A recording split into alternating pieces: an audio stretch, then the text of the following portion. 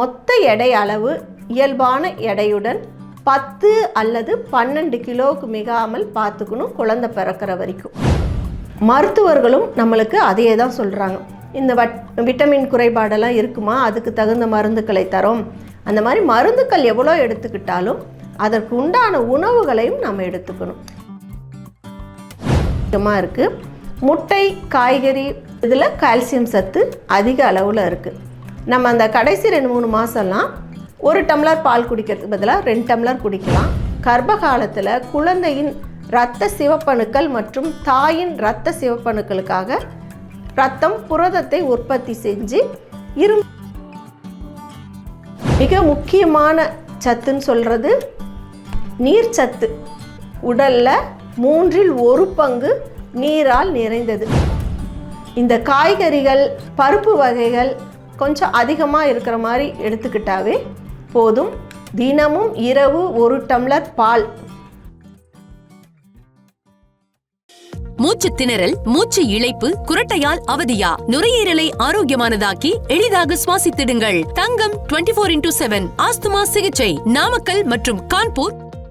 கர்ப்பிணிகள் பாதுகாப்பாக இருப்பது, அவர்களுக்கான உணவு, கர்ப்பிணிகளின் சந்தேகங்களுக்கான தீர்வு, அதெல்லாம் இந்த பதிவில் பார்ப்போம். கர்ப்பகாலம் அப்படின்னே இந்த காலத்து பெண்களுக்கு ஆரம்பத்திலிருந்து குழந்தை பிறக்கிற வரைக்குமே பல சந்தேகங்கள் ஏற்படுது. இது எல்லாமே நார்மலாக நடக்கக்கூடியதான் அப்படின்னு நம்ம வாய் வழியாக சொன்னாலும் இப்போ இருக்க காலகட்டத்தில் ஒரு பெண் கர்ப்பமடைந்து குழந்தை பிறப்பு, குழந்தை வளர்ப்பு எல்லாமே ரொம்ப கொஞ்சம் கடினமாக தான் இருக்குன்னு சொல்லலாம். அந்த கர்ப்பகாலம் என்பது பெண்களுக்கு மிகவும் பாதுகாப்பாக இருக்க வேண்டிய காலகட்டம். அப்போ தான் நம்ம அவங்கள எல்லாருமே பார்த்துக்குறோம். அதனால தான் அவங்களுக்கு மனநிலை மாற்றம் ஏற்பட்டாவோ அவங்களுக்கு ஒரு பாதுகாப்பு உணர்வு தேவைப்படும். அதனால தான் குடும்பத்தில் இருக்கவங்களாட்டும் கணவராட்டும் அன்பாகவும் அரவணைப்பாகவும் கர்ப்ப காலத்தில் இருக்கணும் அப்படின்னு சொல்கிறோம். கர்ப்ப காலம் முழுவதுமே கர்ப்பிணிகளோட எடை, மொத்த எடை அளவு இயல்பான எடையுடன் 10 அல்லது 12 கிலோவுக்கு மிகாமல் பார்த்துக்கணும் குழந்தை பிறக்கிற வரைக்கும். அதிக எடை அல்லது இயல்பான எடையை விட குறைவான எடை, இந்த ரெண்டுமே அபாயம்தான். அதனால தான் ஃபஸ்ட்டு டெஸ்ட்லேயே சொல்லிடுவாங்க ஒரு 10-12 கிலோ குழந்தை பிறக்கிறதுக்குள்ளே ஏறணுமா அப்படின்னு. அப்படி பார்த்தா பல ஆய்வுகள் என்ன சொல்கிறாங்கன்னா, கர்ப்பிணிகள் வாரத்துக்கு 1/2 கிலோ அது ஏறுனா போதும், அதுக்கு மேலே அவங்க உடல் எடையை கூட்ட தேவையில்லைன்றாங்க. அதுக்கு மேலே 10-12 கிலோவுக்கு மேலே போனாவோ இல்லை வாரத்துக்கு 1 கிலோ 2 கிலோ அப்படி ஏறுனாவோ தான் நம்மளுக்கு பிரச்சனைகள் அதிகமாகுது. கர்ப்பிணியாக இருக்கும் பொழுது வைட்டமின்கள் நிறைந்த உணவு உடலுக்கும் அவசியம், நம்மளும் சாப்பிடணும்.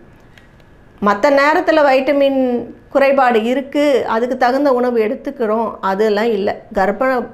கர்ப்பமாக இருக்கும் பொழுது வைட்டமின்கள் நிறைந்த உணவுகளையே நம்ம சாப்பிட்ணும். அது நம்ம எல்லா உணவுலையுமே அன்றாடம் உண்ணக்கூடிய உணவுலேயே இருக்குது. நம்ம இந்த ஃபாஸ்ட் ஃபுட் ஐட்டம்லாம் தவிர்த்து இந்த உணவுகளை நேரத்துக்கு தகுந்த மாதிரி எடுத்துட்டாவே போதும். மருத்துவர்களும் நம்மளுக்கு அதையே தான் சொல்கிறாங்க. இந்த விட்டமின் குறைபாடெல்லாம் இருக்குமா, அதுக்கு தகுந்த மருந்துக்களை தரோம். அந்த மாதிரி மருந்துக்கள் எவ்வளோ எடுத்துக்கிட்டாலும் அதற்கு உண்டான உணவுகளையும் நம்ம எடுத்துக்கணும். கால்சியம் சத்து, பாஸ்பரஸ் சத்து, இரும்பு சத்து, அயோடின் சத்து, துத்தநாகம், சோடியம், இது எல்லாமே கர்ப்ப காலத்தில் தேவைப்படும் முக்கிய சத்துக்கள். கால்சியம் இது பார்த்தோம்னா குழந்தையோட எலும்பு மற்றும் பற்கள் வளர்ச்சிக்கு பெரும் பங்கு வகிக்குது. அப்போ தான் சொல்லுவாங்க குழந்தைக்கு எலும்பு வளருது, பல் வளருது. இந்த காலகட்டத்தில் நம்ம கால்சியம் நிறைந்த உணவுகளை எடுத்துக்கணும் அப்படின்னு. ஃபஸ்ட்டு கர்ப்ப காலத்தில் இந்த கால்சியம் உணவுகளை நம்ம கொஞ்சமாக எடுத்துக்கிட்டால் கூட போதும். ஆனால் இந்த இறுதியில் அப்போ தான் குழந்தைக்கு உடல் முழு வளர்ச்சி பெறும். அப்போ நம்மளுக்கு 2 பங்கு கால்சியம் சத்து தேவைப்படும். அதற்கு தேவையான உணவுகளை பார்த்து எடுத்துக்கணும். இது கால்சியம் எதில் இருக்குதுன்னு பார்த்திங்கன்னா பால் பொருட்களில் அதிகமாக இருக்குது. முட்டை, காய்கறி இதில் கால்சியம் சத்து அதிக அளவில் இருக்குது. நம்ம அந்த கடைசி 2-3 மாதம்லாம் 1 டம்ளர் பால் குடிக்கிறதுக்கு பதிலாக 2 டம்ளர் குடிக்கலாம். ஃபஸ்ட்லலாம் 1 டம்ளர் பாலாவது இந்த கால்சியம் நம்ம உடம்புக்கு தேவைங்கிறத நினச்சி குடிக்கிறது அவசியம். அடுத்து பார்த்தா பாஸ்பரஸ் சத்து. உடலில் உள்ள எல்லா செல்லுமே மற்றும் திசுக்கள் முக்கியமாக சேர்மானமாகிறது இந்த பாஸ்பரஸ் உபயோகப்படுது. பாலிலிருந்து அதிகமாக பாஸ்பரஸ் நம்மளுக்கு கிடைக்குது. இது புரதத்தின் ஒரு கூட்டு பொருளாகவும் இருக்குது. நம்ம புரோட்டீன் பொருள் எடுத்துக்கும் பொழுதும் இந்த பாஸ்பரஸ் நம்மளுக்கு கிடைக்குது. அதிகமாக இது எதில் இருக்குதுன்னு பார்த்தா மீன், முட்டை, இறைச்சி, அதே மாதிரி பால் பொருட்கள், பச்சை காய்கறிகள், இதில் எல்லாமே இந்த இது இருக்குது. இந்த சத்து நமக்கு கிடைச்சிடும். இரும்பு சத்து ஹீமோகுளோபின் எனப்படும் இரத்த புரதத்தின் முதன்மையான கூட்டு பொருளில் இந்த இரும்பு சத்து ஒன்று இருக்குது. ஹெச்பி கம்மியாக இருக்குது அப்படின்னா உடனே அவங்க அயன் எடுத்துக்கணும் அப்படின்னு சொல்கிறாங்க. அதை தான் இப்போ சொல்கிறோம். இது ஆக்சிஜனை எடுத்துகிட்டு போகிற பொறுப்பை எடுத்துக்குது. கர்ப்ப காலத்தில் குழந்தையின் இரத்த சிவப்பணுக்கள் மற்றும் தாயின் இரத்த சிவப்பணுக்களுக்காக இரத்தம் புரதத்தை உற்பத்தி செஞ்சு இரும்பு சத்து தேவையான கர்ப்ப காலத்துக்கு கொண்டுட்டு போகுது. முதல் 2-3 மாதங்கள் குழந்தைக்கு மிதமான அளவு இரும்பு சத்து மட்டும் போதும். கடைசி 3 மாதங்கள் குழந்தைக்கு தேவைப்படும் இரும்பு சத்தின் அளவு சுமார் 10 மடங்கு அதிகரிக்கிறது. எனவே தாயின் உணவு இரும்பு சத்து அதிகமாக அந்த காலகட்டங்களில் இருப்பதை பார்த்துக்கணும். இது பச்சை காய்கறிகள், கீரை, வெல்லம், பட்டாணி, பீன்ஸ், இந்த மாதிரி கொட்டை வகைகளில் உலர் திராட்சை, முட்டை மற்றும் நான்வெஜ்னு பார்த்தா நண்டு, இதில் எல்லாமே இரும்பு சத்து அதிகமாக இருக்குது. அயோடின் கர்ப்பிணிக்கும் குழந்தைக்கும் மிக சிறிய அளவு அயோடின் மட்டுமே தேவை. இது நாம் அன்றாட பயன்படுத்தும் காய்கறி பழங்களிலிருந்தே கிடைக்கிறது. அயோடின் கலந்த உப்பை தினமும் அளவாக பயன்படுத்துவதால் இந்த அயோடின் குறைபாட்டை சரி செஞ்சுக்கலாம். துத்தநாகம் கர்ப்ப காலத்தின் பொழுது துத்தநாகம் மிக முக்கிய பங்காற்றுது. இந்த துத்தநாக சத்து, புரத சத்து அதிகம் உள்ள உணவுகளை சாப்பிட்டாலே போதுமான அளவு நம் உடலுக்கு துத்தநாகம் கிடைச்சிருது. புரோட்டீன்லேயே நம்மளுக்கு துத்தநாகம் கிடைச்சிருதுன்னு சொல்கிறாங்க. பால், மீன், முட்டை, மஞ்சள் கரு முட்டையில் குறிப்பாக சொல்லணும்னா அதிகமாக இதிலெல்லாம் புரதம் இருக்கிறது. இதை போதுமான அளவு எடுத்துக்கிட்டாவே துத்தநாகச்சத்து நம்மளுக்கு கிடைச்சிருது. அப்படியும் இந்த சத்து விலங்கு உணவுகளிலும் சில காய்கறிகளிலும் சோடியம் சத்து இருக்குது. உப்பு தான் இது அதிகமாக இருக்கக்கூடிய மூலப்பொருள். அதனால தான் கர்ப்பிணிகள் ஆரம்ப காலகட்டத்தில் உப்புகள் நிறைந்த உணவுகளை அதிகமாக விரும்புகிறாங்கன்னு சொல்லலாம். மாங்காய் உப்பு தொட்டு சாப்பிட்றதாகட்டும், ஊறுகாய் வகைகளை விரும்பி சாப்பிட்றதாகட்டும், இது எல்லாமே அந்த காலகட்டத்தில் அவங்களுக்கு அந்த உணவுகள் தேவைப்படுது. ஒரு காலகட்டத்திலும் அவங்க விரும்பி உண்ணக்கூடிய உணவுகள்னு பார்த்தா அந்த குழந்தையின் வளர்ச்சிக்கு தேவையான உணவுகளை தன்னோட உடம்பு தானாகவே கேட்கும். அதை உணர்ந்து நம்ம உணவு எடுத்துக்கிட்டாவே ஆரோக்கியமாகவும் நம்மளும் இருக்கலாம், குழந்தையும் ஆரோக்கியமாக பிறக்கும். மிக முக்கியமான சத்துன்னு சொல்கிறது நீர்ச்சத்து. உடலில் 1/3 பங்கு நீரால் நிறைந்தது. ஜீரணமாவதற்கு அவசியமான பொருள் நம்ம நீர். கழிவுகளை வெளியேற்றுவதற்கும் இந்த நீர்ச்சத்து மிக அவசியம். உடல் வெப்பத்தை சீராக வைத்துக்கொள்ள நீர்ச்சத்து மிக அவசியம். தினமும் சராசரியாக 6 முதல் 8 டம்ளர் வரை தண்ணீர் தாராளமாக குடிக்கணும். தாகம் எடுக்கும் பொழுது தண்ணீர் குடிப்பேன் அப்படின்லாம் இருக்கக்கூடாது. எப்பயுமே தண்ணீர் பாட்டில் நம்ம கையிலேயே இருக்கணும், அப்பப்போ குடிக்கணும். இந்த தண்ணீரும் பழச்சாறும் கர்ப்பிணிகள் அதிக அளவில் எடுத்துக்கிறது மிகச்சிறந்த நீர் சத்தாக இருக்கும். கர்ப்பிணிகள் தனது வயிற்றில் உள்ள கருவுக்கும் சேர்த்து 2 பேருக்குமா சாப்பிட்ணும் அப்படின்னு சொல்கிற கருத்தே தவறானதுன்னு சொல்லலாம். தினமும் குறைந்த அளவு தான் எடை கூட வேண்டும்.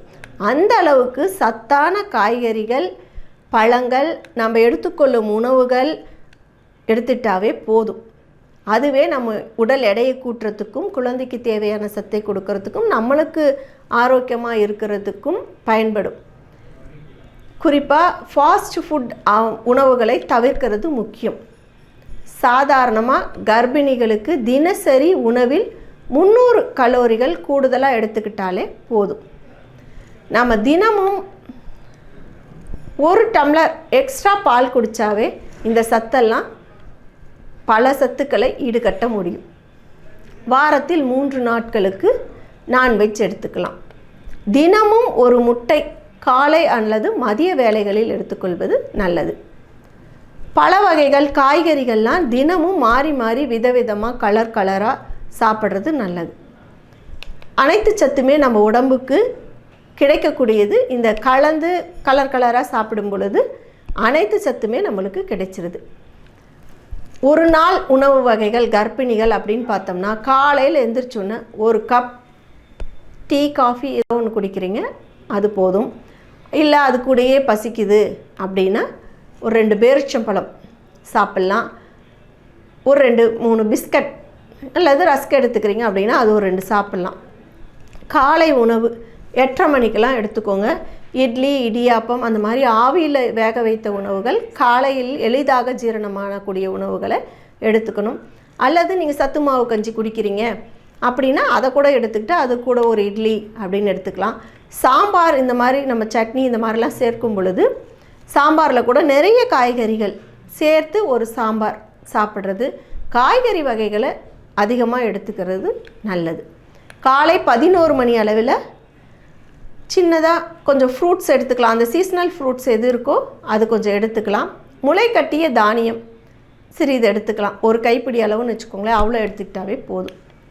பிற்பகல் நம்ம 1 மணிக்கெல்லாம் சாதம் எடுத்துக்கிறது நல்லது. 1 கப் சாதம், கீரை வகைகள், பருப்பு சாம்பார் அந்த மாதிரி அதில் காய்கறி சேர்த்தது, இல்லை காரக்குழம்பு அந்த மாதிரி வச்சுக்கிறீங்களா வச்சுக்கலாம். ஆனால் மெயினாக பொரியல் வகைகள் 1 அல்லது 2 எடுத்துக்கணும். தயிர் 1 கப் பகல் வேளையில் எடுத்துக்கிறது ரொம்ப முக்கியம். மதிய வேளையில் தயிர் எடுத்துக்கோங்க, இதனால் உங்களுக்கு எந்த பாதிப்பும் வராது. அதே மாதிரி மாலை 4 மணிக்கு ஒரு மில்க் ஷேக் குடிக்கிறீங்க, இல்லை சத்து மாவு கஞ்சி குடிக்கிறீங்க, இல்லை பசியாக இருக்குது ஒரு லைட்டாக ஒரு டிஃபனே சாப்பிட்லாம் அப்படின்னா கூட எளிதில் ஜீரணமாகக்கூடிய உணவுகளை எடுத்துக்கலாம். இரவு 8:30 மணிக்கெல்லாம் நம்ம நைட்டு டிஃபனை முடிச்சிடுறது ரொம்ப நல்லது. சப்பாத்தி, இட்லி, சாதம் எது நீங்கள் உங்கள் வீட்டில் சாப்பிட்றீங்களோ அது சாப்பிட்டுக்கலாம். அது கூடயும் காய்கறி வகைகள் அதிகமாக இருக்கிறத பார்த்துக்கலாம். 5 மாதத்துக்கு மேல் நீங்கள் எடுத்துக்கொள்ளும் உணவுகளில் நீர் காய்கறிகள் அதிக அளவில் இருக்கிற மாதிரி பார்த்துக்கோங்க. இந்த காய்கறிகள், பருப்பு வகைகள் கொஞ்சம் அதிகமாக இருக்கிற மாதிரி எடுத்துக்கிட்டாவே போதும்.